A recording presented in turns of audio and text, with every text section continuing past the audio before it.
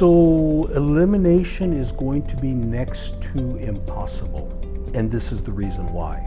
Until we adopt a mentality of understanding and dealing with the threat actors, they will always have the upper hand, right? Because right now they have the upper hand. We're constantly getting breached. If we want to at least minimize, let's use the term minimize, the effect of these breaches, we have to understand what is the actor threats, tactics, and procedures. You have to understand that. And then you can provide a counter-offensive mechanism against them. But until we do that, that mindset of being offensive, engaging with the threat actors and doing that. Now, not everyone can do that. But cybersecurity vendors need to do that to provide that type of intelligence. Otherwise, we're spinning our wheels. We're just offering, just hypothesis on how we can prevent this. We can't prevent it, but we can defend it offensively. There was an incident, this was quite a few years back, where a major media company in the United States contacted us and said, we want to engage your services because we hear of an impending threat. This was a major news media. And so we performed reconnaissance. We went into the dark web. We engaged with the threat actor group that was actually targeting them.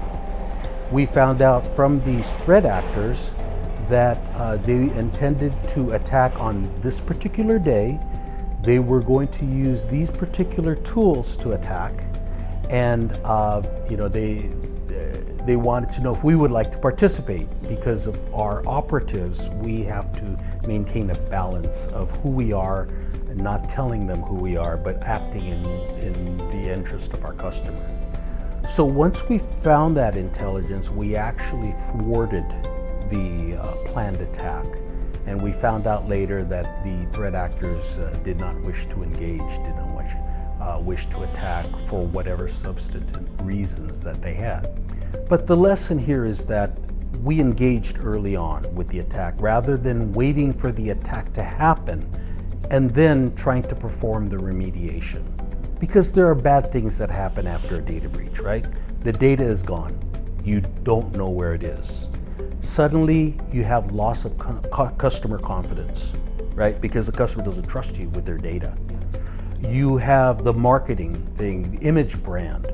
It's ruined, it's deteriorated. How do you recover from that? So if you put a dollar figure on what the customer loss of confidence, the marketing and brand reputation, is that much more, or what is the cost of that versus getting intelligence into your cybersecurity?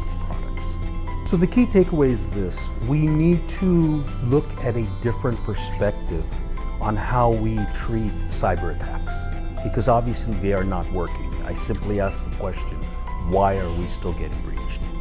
Okay, and some people can answer it, some people offer explanations, and most of them are because my equipment didn't detect it. So what that tells me is that we need to pivot. We need to look at a new angle in 2025, and we need to understand what the threat actors are trying to do. Remember, this is a human problem, cybersecurity. These threats came from human beings who created this malware. All right, so you have to understand the human being. They're bad human beings, but you have to understand the mindset. And once you determine the mindset, you can better adjust your defenses as well as adjust your offense in how to deal with it. And so that is really the takeaway from, in 2025 moving forward, let's build an offensive cybersecurity platform to move forward. The group of people that speak at the Cyber Resilience Summit come from all business verticals. There is not a business vertical that doesn't need cybersecurity. So the attendees here are all experts in their particular business and how they see cybersecurity problems within their particular business, which may have a little variation between other people and other businesses, but by and large, we all experience the same challenges. How do we defend? how do we defend, and what do we need to do moving forward.